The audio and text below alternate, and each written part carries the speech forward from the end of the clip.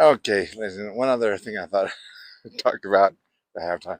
Last night at the end of our talent show, after everything is over, my good friend Gordon just started playing some good dance music so the kids could dance, and they were having a good old time. And just seeing people out there dancing just reminded me of some memories that I wanted to share. I told this to my friend Dick. I said, "Oh, Dick, this brings back memories.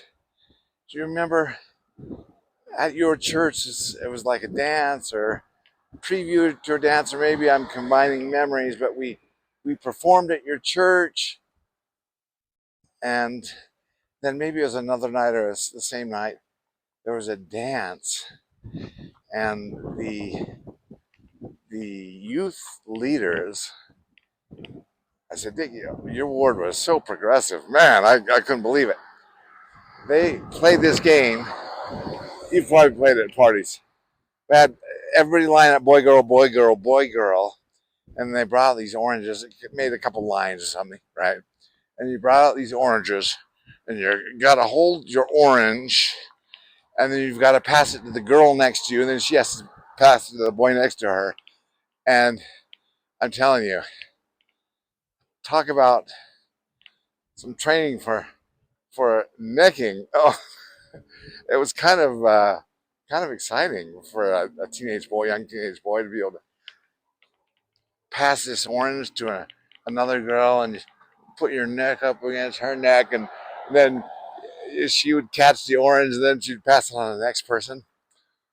I said, "Wow, what a progressive uh, youth program you had in your church." I remember that, and then I remember, I think it was at that same building. I think I had my first slow dance with some girl that was in my junior high, but did not live anywhere near us. She lived over across, a busy street, and so she was like from a different neighborhood, but she was this kind of a cute girl, and I lucked out and got a slow dance with her. Oh my heavens! I remember. I think that was my first slow dance. Oh my heavens! I was in seventh heaven. I I gotta start coming to these dances, but they were not all good experiences like that. Oh, and then uh, another girl who I won't mention her name, but I've already done a video of her before. The tale of two, not the female names, uh, girls that I had in my biology class, but I remember at one of the school dances we had in the gym.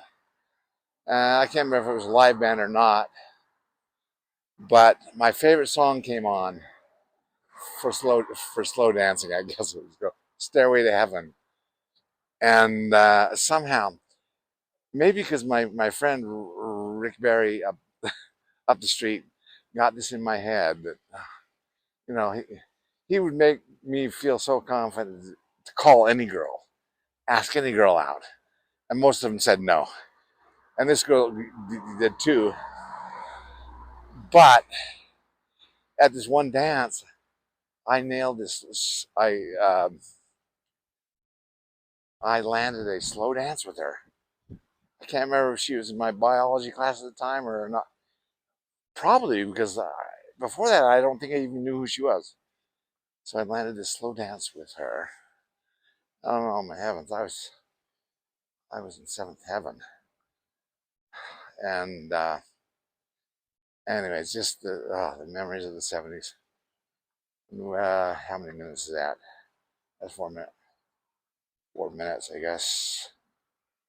Um, and if you live in the Salt Lake area, I'm just going to name some of the bands that I remember. But there was a local band, and I don't think they were that much older than us, but they were either seniors or graduated from high school, but they're a pretty good band. They went by the name of Roadwork. And in the gym, they brought a sign, a flashing warning sign with this big old street sign called, uh, uh, what were they called? What did I say they were? Oh, road work ahead, road work ahead, and oh man, that was so great. I remember they always used to play the ZZ Top song "Lagrange." That was one of my favorite songs to dance to, and then play one by I think it was called or by a band called UFO called Rock. Maybe that was Queen. Rock Bottom Girls, or something like that. Or, hello, and oh my heavens, they were a rocking band, and most of our dances had a live band. Okay, and then when it came to church dances, they would usually hire more of a corny kind of a band, but they were not bad. You know, a big old horn section, and you know, played a lot of Chicago tunes and stuff like that.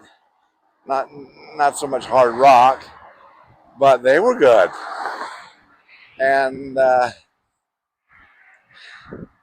so those some of the bands I remember. And then some of the prom dances at school we would have at the state capitol rotunda building. It's a beautiful place to have a dance, and always have a live band that was pretty darn good. And uh, brought back some fun memories. And then I remember, I remember my signature dance move. I don't know.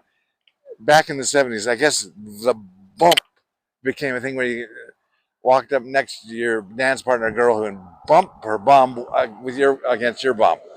I guess that was a crowd pleaser back then. Oh, and then about this time, Saturday Night Fever came out. I can't remember if it was before then or after then, but my friend Chuck, oh my heavens, he, I think, kind of fancied himself quite the disco dancer too, and with his long blonde feathery hair, oh man, he was a chick magnet. And I remember him dancing his his disco moves, and I don't know if you'll see this, or he might be embarrassed by this now, but that's those fond memories. Oh my heavens. So yeah, I ought to be young and growing up in the '70s. There was such good music. Ah,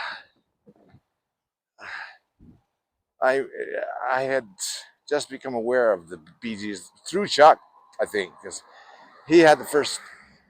Um, he introduced me to the Bee Gees, I think, and I immediately yeah, took to it. I think it was it called Children of the World? That Children of the World album.